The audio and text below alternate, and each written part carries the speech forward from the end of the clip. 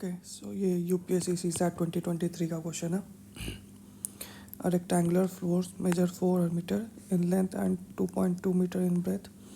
Tiles of size 140 by 60 centimeter have to be laid such that tiles do not overlap.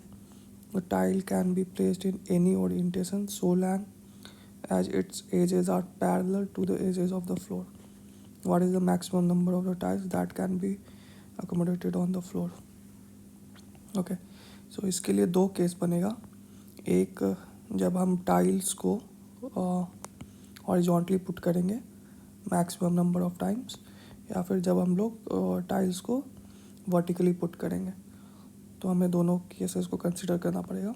पहले case में horizontally put करते हैं, तो इसका लेंथ 4 मीटर 400 सेंटीमीटर और ब्रेथ 2.2 मीटर मतलब 220 सेंटीमीटर है.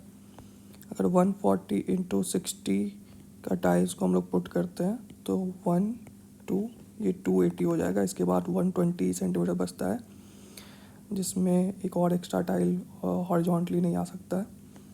तो इसके ऊपर हम लोग बिल्ड करेंगे ये 3 4 5 6 और इसके ऊपर ये 60 है तो ये टोटल 180 होगा. इसके ऊपर 40 सेंटीमीटर बचेगा और इसमें और एक्स्ट्रा टाइल नहीं आ सकता है.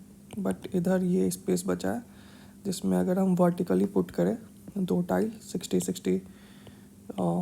सेंटीमीटर का और लेंथ वाइज 140, तो दो टाइल्स यहाँ अकोमोडेट हो जाएंगे और ऊपर 80 सेंटीमीटर बच जाएगा, जो कि फिल नहीं किया जा सकता है क्योंकि मिनिमम साइज़ 60 क्रॉस 140 होना चाहिए. तो इस केस में 1 2 3 4 5 6 7 8 टाइल्स मैक्सिमम आ रहा है. केस 2 में देखते हैं. तो इसमें अगर वर्टिकली पुट करेंगे 60 इंटू 140 तो 1 2 3 4 5 6 60 इंटू 6 ये 360 हो जाएगा. और इसके बाद ये टोटल 400 है तो 40 सेंटीमीटर और बचेगा. और 40 सेंटीमीटर में एक भी एक्स्ट्रा टाइल नहीं आ सकता है क्योंकि उसमें 60 सेंटीमीटर मिनिमम चाहिए. बट यहाँ पे 140 पुट करने के बाद ऊपर 80 बचता है, तो इसमें हम लोग टाइल्स को हॉरिजॉन्टली पुट कर सकते हैं. तो 60 इंटू 140 यहाँ, फिर उसके ऊपर 60 इंटू 140 यहाँ, और इसके बाद ये 280 हो जाएगा. और इसके बाद ये बचेगा 120.